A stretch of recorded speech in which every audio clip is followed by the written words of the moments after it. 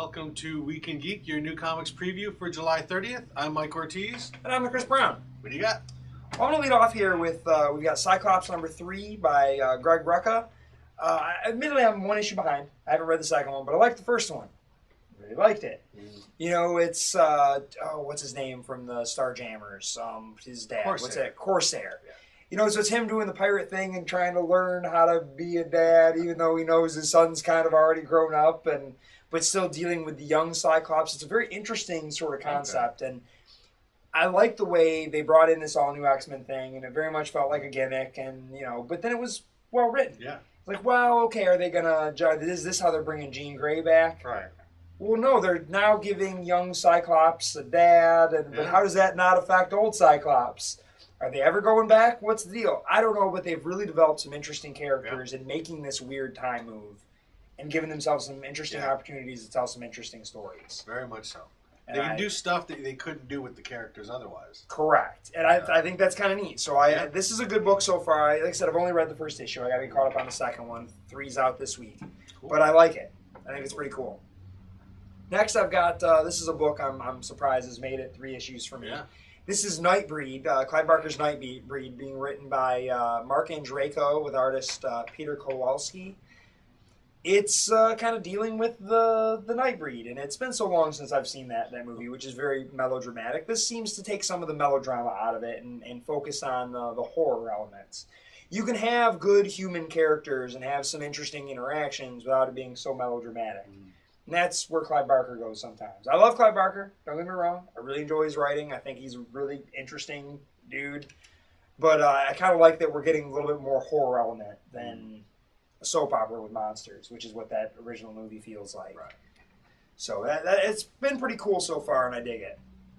Next up, speaking of monsters, I've got The Wake. This is the finale, issue number 10 of 10 by Scott Snyder and Sean Murphy. You know, it's kind of like 2 story arcs. There was one in the past and then one in the future, and it seems like they're bringing those 2 stories together. You know, the powers that be, there's sea monsters, and there's people sort of taking advantage of that situation, and so there's pirates and bad guys, and now how are they going to bring it all together? Perhaps our scientists from the first story arc may still be alive, you know, underwater somewhere. We don't really know what is going on. Okay. There was a weird radio transmission. I'm excited to read this finale, but I feel like I'm also going to have to maybe go back and reread them all. Because there is a lot going on, and it seems like it took longer than 10 months. I think there were some gaps and some breaks. And there was a break, I think, in between the two arcs. Yeah. Okay. And then maybe even the arcs weren't even wholly on time, or if they were once a month, maybe they were often spread out weirdly so that they weren't just 4 weeks. There might have been like 6 weeks or 7 weeks between issues. That's what I'm thinking. So next up, we're just going to ignore that phone. Yeah. It's over there. Exactly. So next up, I've got, this is Chew, Warrior Chicken Pollo. This is a one-shot, all about Pollo. Yeah. Didn't they do one of these already? They did. Okay. They did, and it was so much fun. Let's do it again. Why not? Why wouldn't we do it again? Yeah. So this, I imagine, when they take these little stories, he pretty much ties it into everything that he's doing. Mm-hmm. So it is playing within his world. But this Pollo character was so fun and so popular. They keep kind of bringing him back and doing fun things with him, and I'm looking forward to that. Great cover, too. Oh, absolutely. Pollo standing on a horse, very very Conan-like. Yeah, it's got a kind of a Frazetta. Yeah, what was that? Death Dealer. Yeah. Next up, this is a new Rick Remender book called Low. This is issue number 1. I think this was something that they had sort of hyped up a little bit at the Image Expo. Image Expo there. I have no idea what it's about. It's Rick Remender, some new title by him there. I don't know. It looks like it's got kind of a I don't want to say steampunk. That's the catch-all for everything now. But I mean, we still got some weird steam-powered ships and balloons and things. Looks kind of neat. Again, no clue what it's about, but it's Rick Remender. It's new Image number 1. The art looks pretty cool. I don't know who this artist is. It's Greg Tacchini. Okay. He's quite good. Yeah, I like it. He worked with Remender on that Last Days of American Crime. Which I also liked. Some years back. Yeah, that was that was Radical? When Radical was still going? Yeah, it was one of those That's who I think. One of those publishers that was, publishing books to make into movies. Okay. Which is, Well, then didn't they get in some trouble when Gene Simmons' son just totally ripped off some anime thing? And I think that was kind of the beginning of the end for them. Yeah, and there's some other controversy now going on with them in the Hercules movie. Oh, jeez. Yeah. So next up, I've got The Fuse. This is issue number 6. This is the final part of this arc. Mm-hmm. This is the space station, that's got some dealings with the U.S. and with the Earth and Mars, and there's a Russian detective up on the space station. There's a murder mystery that's got some political intrigue. It's kind of neat. I like the idea of the space station and I'm a sucker for the murder mystery. I always like when that stuff goes on. And that's kind of what we got going on here. Really just some cool stuff. I dig it. I think that had been optioned for a TV show as well. But I think you're right. But pretty much everything gets optioned these days. If you're making a comic, especially through Image, you're probably going to get optioned. Including this next one that you've got in your hand right now. Including this next one here. We've got Outcast number 2 by Robert Kirkman and Paul Azaceta. Kind of an interesting book. It has been optioned by Showtime? I think so. I think it's one of the cable networks. Yeah. So, but it's sort of weird. It's a guy that's he was possessed by a demon when he was a child, but now he's got some weird... Maybe he can see the demons, or he can sort of deal with them and have interactions. He's got some kind of abilities now in dealing with these demons. The artwork looks fantastic. The story was interesting. It was they basically doubled up and gave us like a 40-page issue last time. I'll be honest, if the first issue had just stopped at the 20-page mark, probably wouldn't have been interested in it. They're like, nothing happened. But they allowed themselves to breathe a little bit, gave you 40 pages for $2.99, which I thought was kind of cool. And then it did have a little payoff and a little fun by the end. So I'm hoping it, gets good and continues. Everybody kind of has the feeling that, there's this Robert Kirkman's name seems to carry so much weight and that he can do no wrong. Mm-hmm. And yet, Walking Dead's really the only title that sells like gangbusters. Why it is that Invincible doesn't have a cartoon, I have no clue. Thief of Thieves was optioned and supposed to do so many things, and now those numbers have dropped right down, and he doesn't even really write it. He just kind of produces it and has other guys doing it. It seems like, what's his name? My buddy over there, the screwed up Daredevil, he's been writing a bunch of arcs. Yeah. So I don't know, and then they kicked this thing out, and it seems like nobody cared. It just Haunt didn't sell that well. Haunt went nowhere, so, I don't know. It's like his name carries weight if the title is Walking Dead. Right. Yeah. But I liked the book, and I think more people should give it a try. If you like, Kirkman so much and you like that stuff, try his other stuff. Yeah. Most importantly, try Invincible. But he's Outcast is cool too. He's definitely a good writer. Agreed. But it's just he's not quite the hit maker that he's given credit for beyond Walking Dead. Right. Even though the other stuff is good. Right. But no one's made hits out of the other stuff. Invincible is definitely a solid book and has been running forever. How that's not an animated series, I seriously don't understand. It's dark. I get it. So why doesn't HBO have it? Well, I think it's a matter of I know he has been working on getting something done with Invincible. It's just I'd like to see it. There's lots of cool projects out there and not a lot of time on TV to fill. Yeah, I guess. Or at least I guess. they can afford something like an animated superhero show. So what do you got? I'm going to start off here with the Manhattan Projects. I'm an issue behind. I'm pretty sure. It's hard to tell. This book's all over the place. I found out something recently about this in an interview with Jonathan Hickman. I guess they don't have a plan for this book.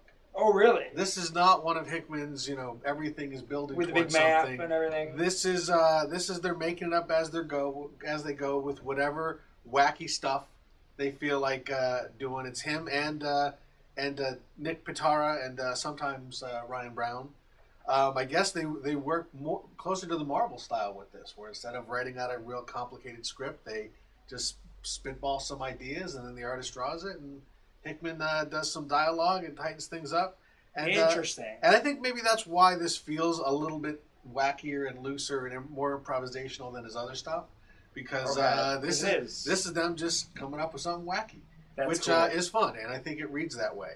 And even though I'm an issue behind, this is still just continuing this crazy big story about the Manhattan Projects, which is super scientists kind of secretly running things behind the scenes. We're getting closer to the present. It started out obviously back in the 40s. recently kind of jumped up to the 60s. I think we're getting closer to the 80s now. And all filled with historical characters, scientists, the robot, artificial intelligence of FDR, Richard Feynman, Albert Einstein from two alternate dimensions. Really, really just wild, wacky stuff. So if you just want a good, fun, but still smart ride, Manhattan Projects is still it. Speaking of Hickman's big kind of plans, and we got Avengers number 33. This is an original sin tie-in in that this particular storyline kind of was kicked off by Captain America coming to the understanding of what the new Avengers, what the Illuminati had done to him as far as wiping his memory. Okay. That was the original sin that's been referred to here. But instead of actually dealing with that directly, they've kind of jumped the Avengers forward in time. Somehow because time was broken, something happened and shot them forward into time, where they see this future world that's kind of dominated by some kind of almost borderline fascist Avengers group. Okay. So yeah, maybe this is giving them hints that the direction that they're going may not be the best direction for all involved, despite their best intentions. And that's what usually happens is Captain America. Captain America finds the moral core of any issue, and then he tells everybody else. And sooner or later, they listen, even if they usually fight first. It's got some great art by Lionel Francis Yu, and just some more of Hickman's kind of weird, big concepts. A future world that I'm sure we will never see again after the story is done. Next up, the last of my Hickman books for today, New Avengers number 21. This is continuing the storyline where the Illuminati are trying to prevent the destruction of the world because our world periodically collides with, or any given universe periodically collides with some other universe.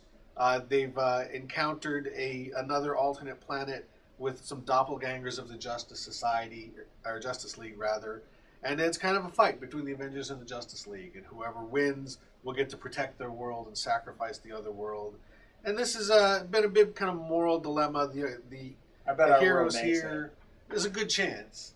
The heroes here basically have to decide if they're willing to kill 6 billion people to save 6 billion people. It just happens to be 6 billion people they don't know versus 6 billion people they know. And obviously they make the hard choice, and then when the actual situation comes up, they don't have quite as easy a time making the hard choice. Except apparently one of them who's kind of a jerk, who apparently can make the hard choice, but that's will be resolved in the next issue. Namor? I'm not saying. I'm just saying there's one who has a consistent habit of being willing to commit genocide to save his people. But I'm sure by the end of all of this, it will get resolved, and the hero won't have to be too morally compromised. Right. Except maybe for Namor, who's not exactly a hero in the first place. So, next up, Guardians of the Galaxy number 17. I actually don't quite recall where this book left off.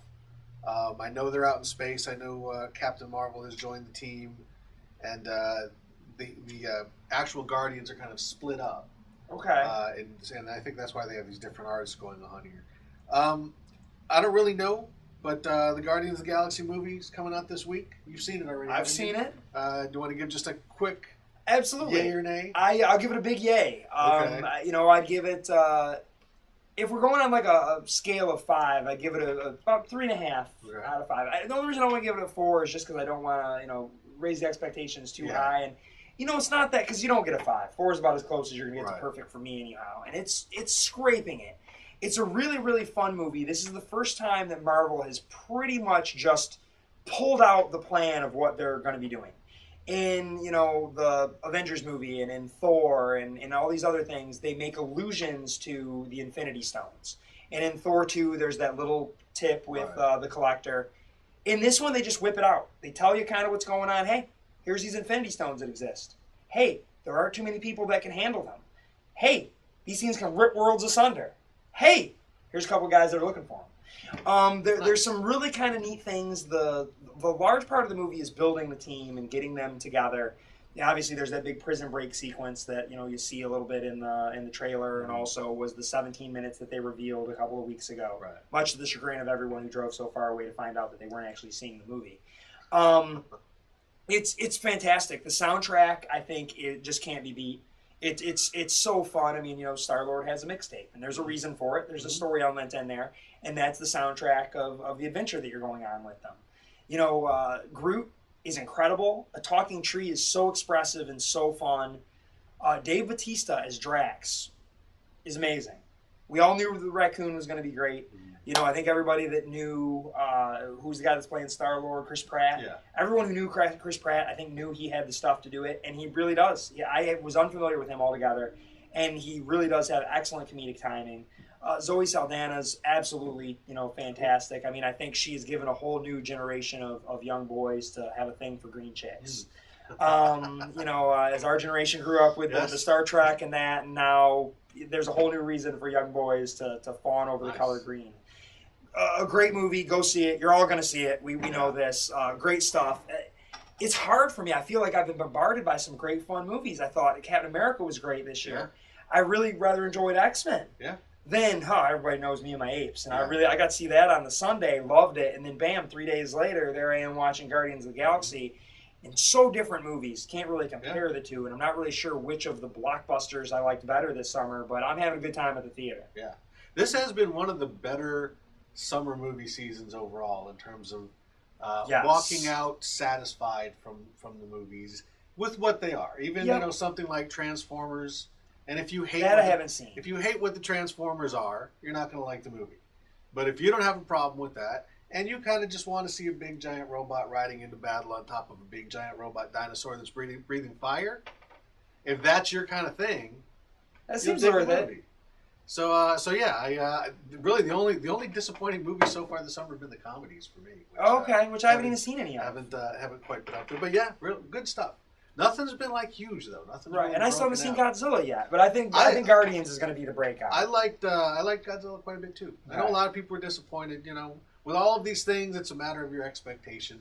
Right. And, if you don't have a Godzilla movie already in your head, of what it should be like, you'll probably like it more. But Guardians, I'm looking forward to. One other thing I'll say, I think everyone's kind of looking at, okay, there's a talking raccoon. Is this a kid's movie? I was sitting next to, what is it, Chris Guru from, what's his online website? He's a critic as well. I was sitting next to him and his son. And when the movie was over, his son turned to his dad and asked him a question, and his dad goes, "Go ahead." And then the little boy turns to me. And I've got these toys, and I've got that toys, and look at this Rocket Raccoon mask, and oh my God, that was so cool.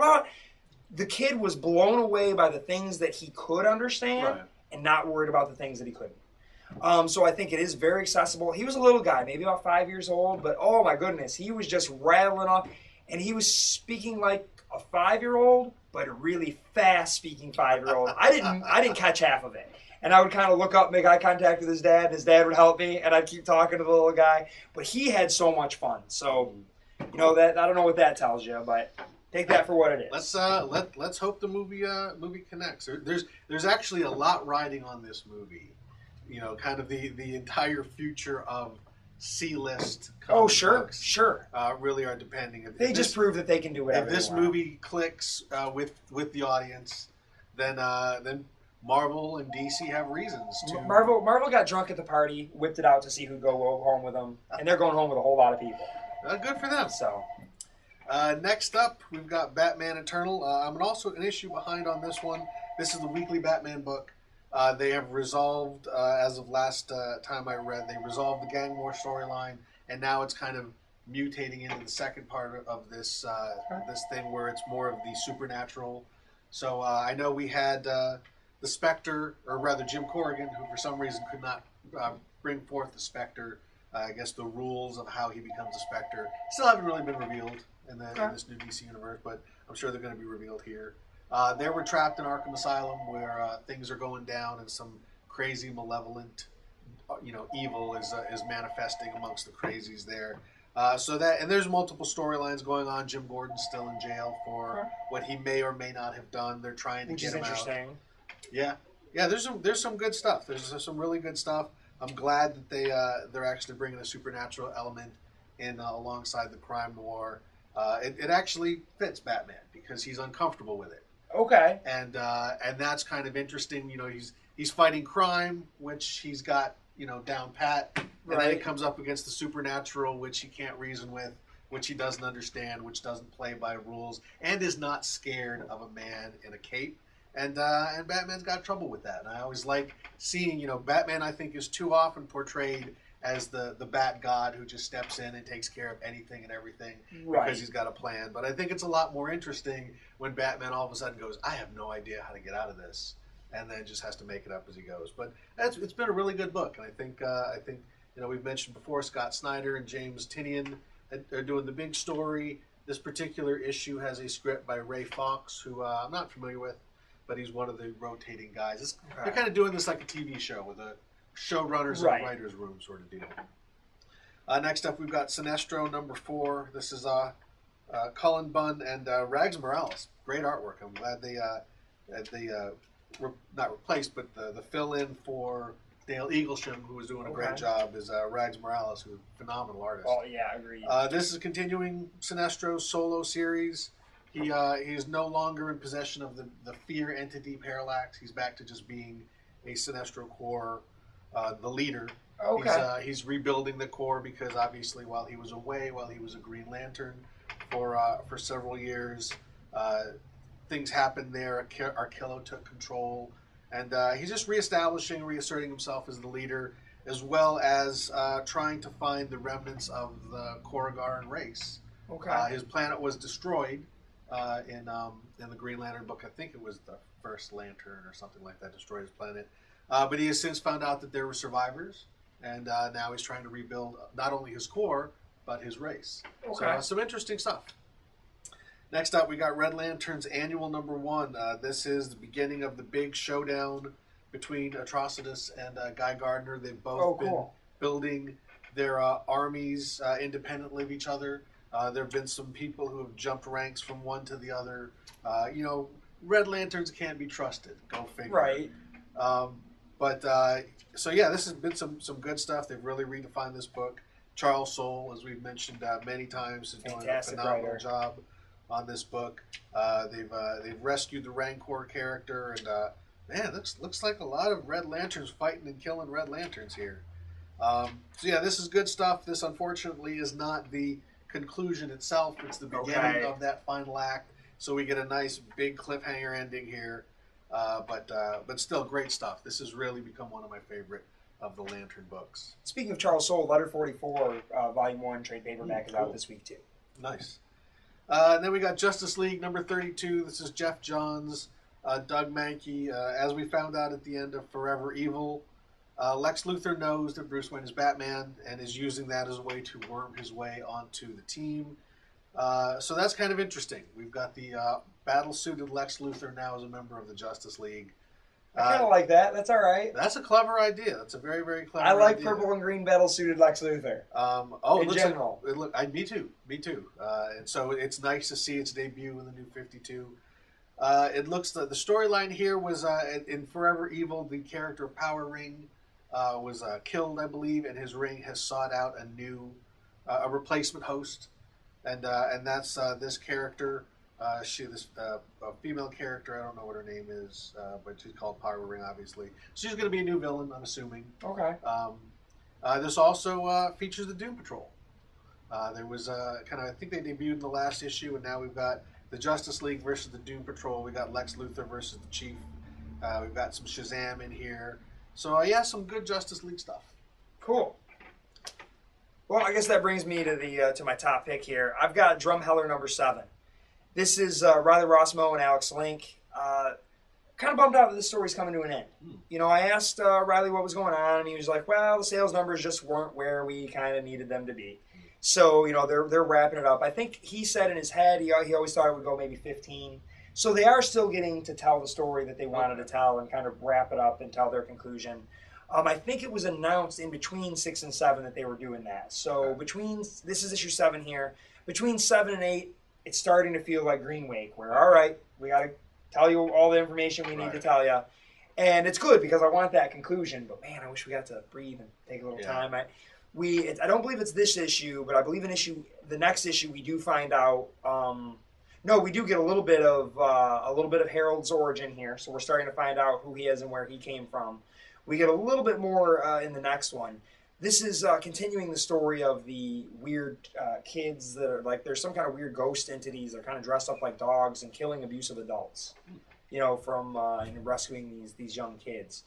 And there's some strange stuff going on. Harold kind of finds himself involved, it looks like, in this one, kind of, but not really. But some rather interesting stuff. And I don't know if it's, maybe I don't want to say, I think it's this one, but there's, I've always enjoyed, they have this character Wanda, who's they're always kind of meeting in this diner, and pretty much everything I have ever written, God is a waitress named Kay.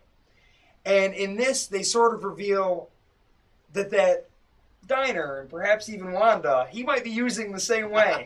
And I'm like, oh, well, all right then. I can relate to that. All right, cool. So some fun stuff. The artwork is incredible. We're getting a little bit more, the background of Drum as well. And kind of he's running from the law from that first story arc. But just some cool stuff. I'm bummed that it's coming to an end. But after this, they have announced that Riley and Alex Grecian are getting back together to do a book called Rasputin. Nice. And if you recall, Alex Grecian is the guy that was writing Proof. Yeah. So looking forward to that, at least. I mean, when I lose Riley on one thing that I love, I always gets replaced by something else. As long as you get your Riley fix. Yep. All right, my top pick is Sandman Overture #3, Neil Gaiman and J.H. Williams III. This is continuing the long-delayed series. I think the fourth one's going to be a couple of months. Okay. Late. I have a feeling that a lot of people are probably just going to wait for the inevitable hardcover and trade and whatnot. But this has been really solid stuff.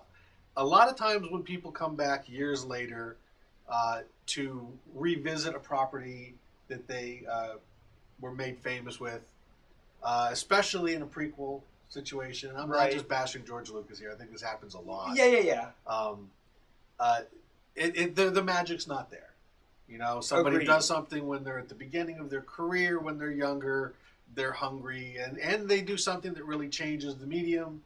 Come back 20 years later, they're older, they're not as hungry, they've told so many different stories, and the medium has changed.